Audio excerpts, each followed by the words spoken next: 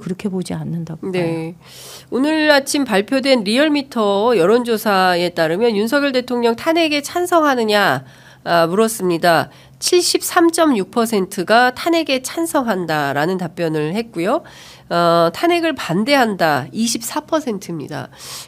이번 주에 발표될 갤럽 여론조사 내일 발표되는데요. 갤럽 여론조사에서 대통령 지지율, 국정수행 평가가 어떻게 결과가 나올지 그것도 이제 귀추가 주목되는 상황인데 중요한 건 여전히 탄핵에 반대하는 입장이 24%가 존재한다. 그러니까 계엄을 선포하고 한밤에 이렇게 국민들 그리고 경제가 출렁이고 주가가 폭락하고 대외 신인도 뭐 이런 것들 그다음에 이제 해외에서 오히려 대한민국의 민주주의를 믿는다 시민들을 믿는다 이제 이런 리포트가 나올 정도 그리고 CNN에서 매우 기괴한 짓을 했다 이런 네. 평가가 나오고 있음에도 불구하고 여전히 탄핵은 안 된다 반대한다라고 생각하는 분들이 24%가 존재하는 걸로 확인이 좀 됐습니다.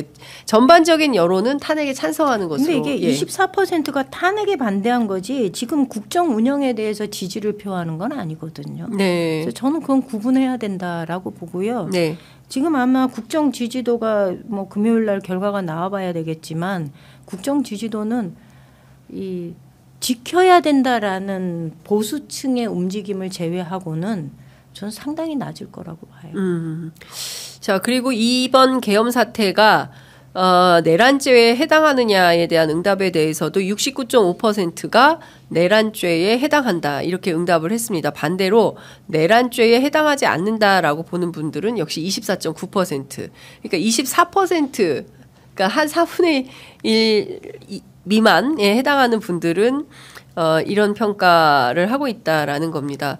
근데 사실 이거 내란죄로 처벌을 해야 되는 거 아니겠습니까? 지금 상황이면. 근데 지금 곳곳에 다 살아있는 상황이에요. 그러니까 비상계엄을 발동을 하고 그것에 대해서 국회가 해제 요구를 하고 해제가 된 상황이지만 여전히 대통령은 현직에 있고 관련자들이 다 그 현직을 유지하고 있는 상황입니다. 그렇기 때문에 국민의힘에서도 그 당론으로 이렇게 부결을 결의하고 이런 게 가능한 거 여전히 대통령의 권력은 힘이 세다.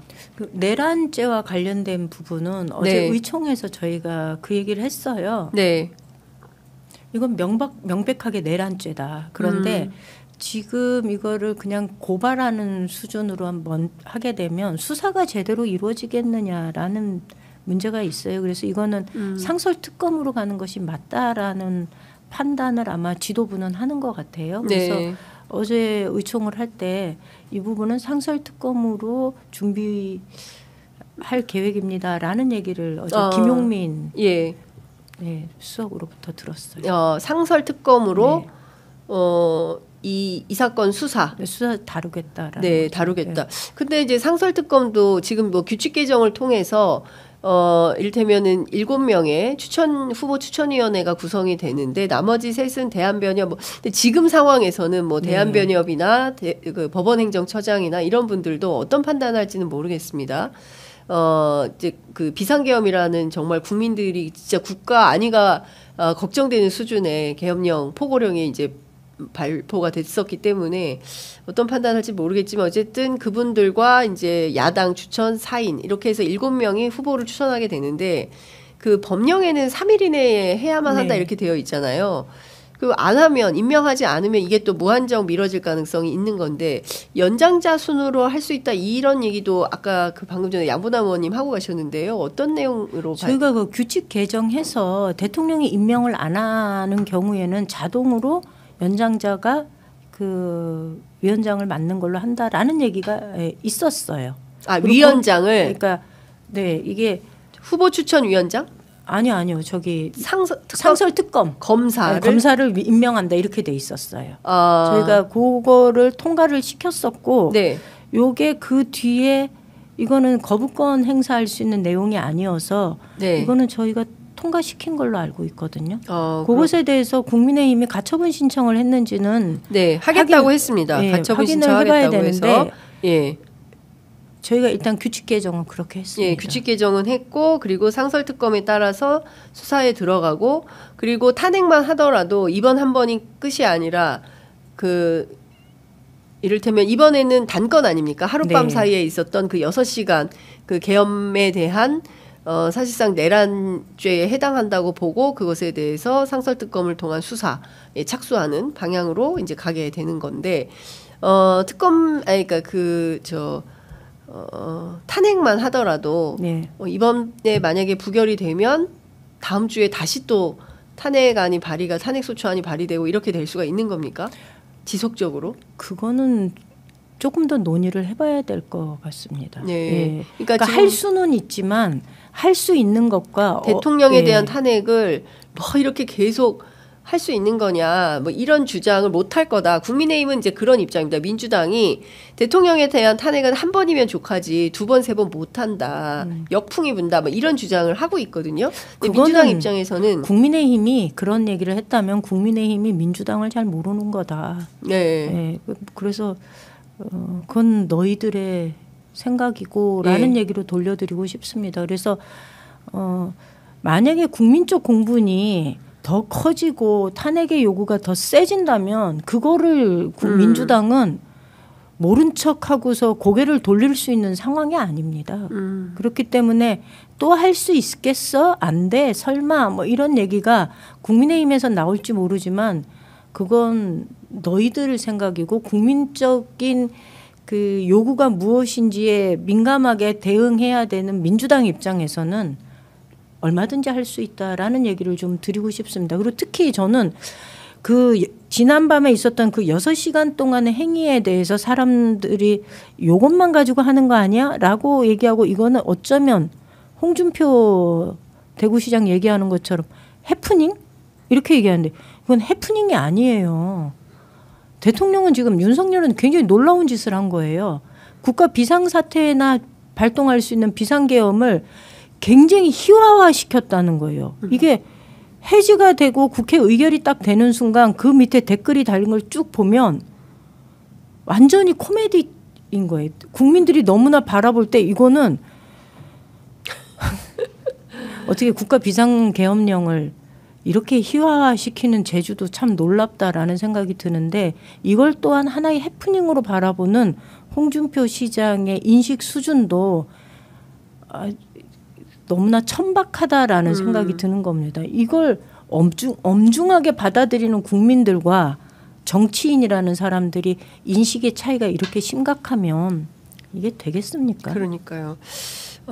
지금 뭐 그 태국에서 원화 환전을 거부하고 있다는 소식이 들어와 있습니다. 그러니까 계엄 후폭풍으로 태국에서 한국 돈 안 받아요. 환전 안 해드립니다. 그러니까 계엄 이후에 한국이 어떤 국가 비상사태, 변란을 맞이할지 모른다. 그러니까 더 중요한 것은 국지도발. 경우에 따라서는 전쟁도 불사하는 거 아니냐. 비상계엄 하는데 전쟁은 못 하겠느냐. 얼마든지 그럴 전쟁의 버튼을 누를 수 있는 사람이다. 이제 이런 걱정들을 국민들이 하기 시작한 것 같습니다. 5살. 예. 5살 아이. 예. 그러니까 국무회의 의결을 거쳤느냐라는 얘기가 5살도 이렇게 안 할 것 같습니다. 예. 국무회의 의결을 거쳤느냐가 얘기될 때 네. 뭐 의결을 거쳤는지 모르지만 어쨌든간 밤에 국무위원들이 모여서 회의는 했고 당시 많은 국무위원들이 반대했다라는 얘기가 있었거든요. 네, 국정원장도 반대했다고 네. 합니다. 예. 최상목 부총리가 반대했다고 얘기하는데 저는 이거는 심각해질 수 있는 상황이에요. 태국에서 지금 환전 거부한다고 얘기하지만 정치적으로 이 상황을 위기를 대통령이 스스로 자초함으로 해서 네.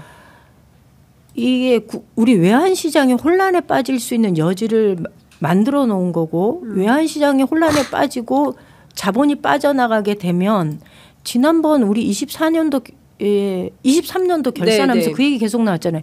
외평기금을 갖다가 끌어 쓴 거예요. 세수 네. 부족을.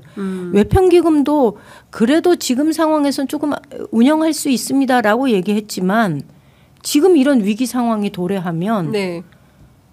이거는 제2의 IMF가 발생하지 말라는 법이 없습니다. 그러니 정치하는 입장에서 과도한 위기감을 조장하는 거는 해서는 안 되는 행동이라고 생각을 하거든요. 네. 그렇지만 그만큼 심각한 상황이라는 것을 대통령이 네. 알아야 되는 거고 예.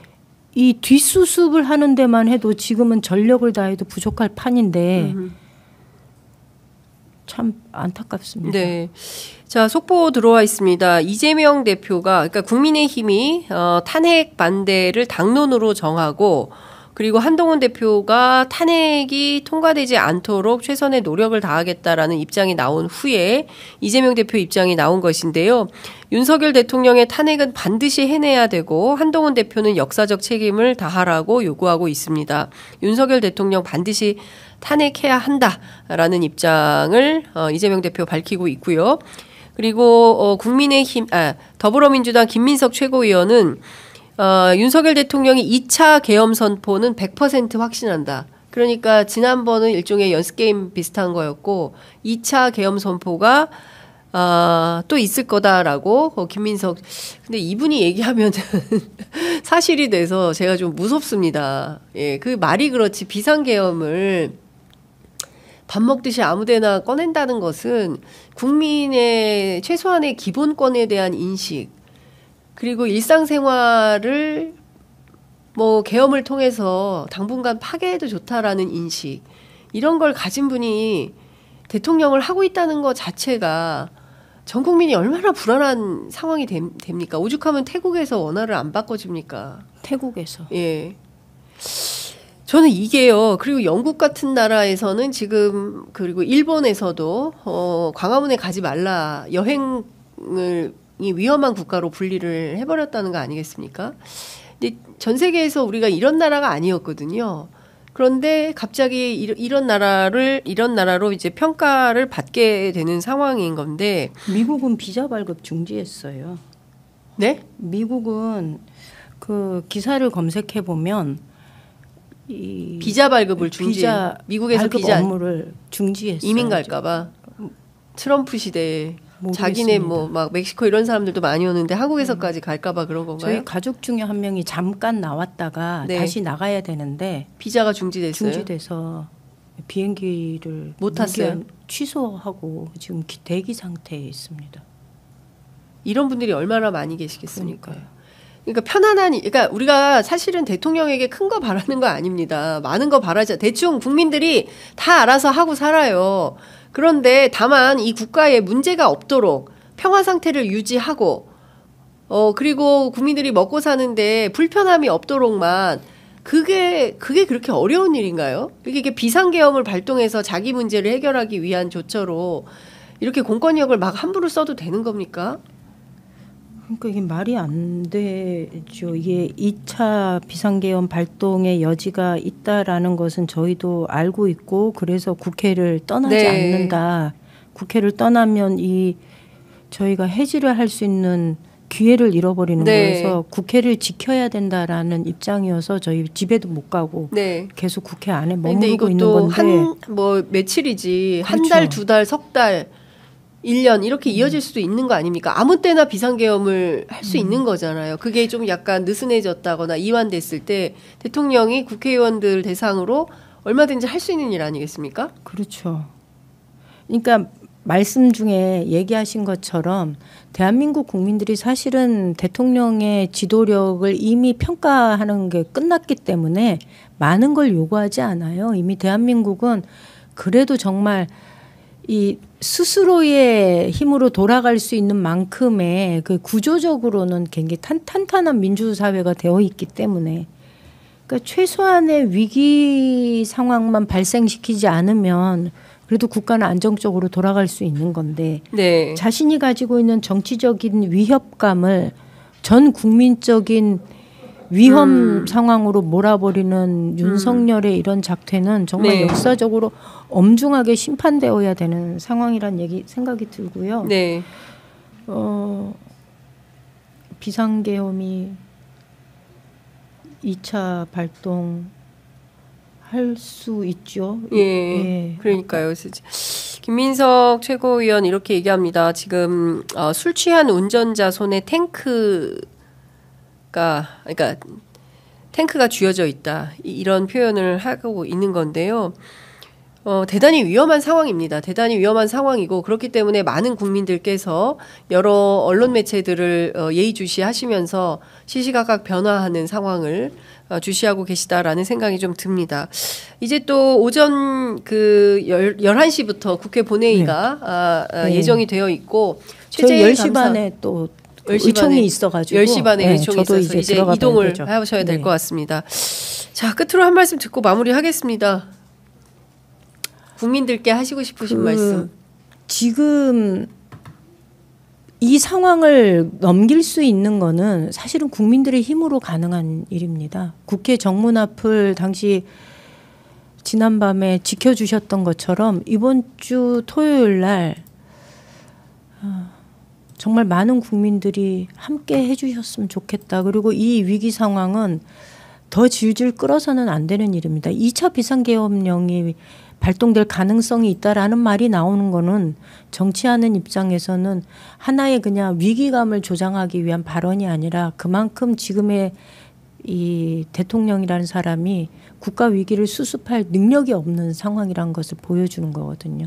자신에게 가해진 위험을 이런 방식으로 푸는, 국민들에게 위험을 전가하는 방식으로 푸는 지도자는 빠른 시간 내에 국민들의 힘에 의해서 정리가 되어야 됩니다. 네. 그래서 이제 싸움이 시작이다라는 얘기를 한 번 더 드리고 싶습니다. 네, 이제 시작이다. 네, 이게 마음 단단히 잡수시라라는 말씀 주셨습니다. 오늘 말씀 여기까지 듣도록 하겠습니다. 고맙습니다. 네, 고맙습니다.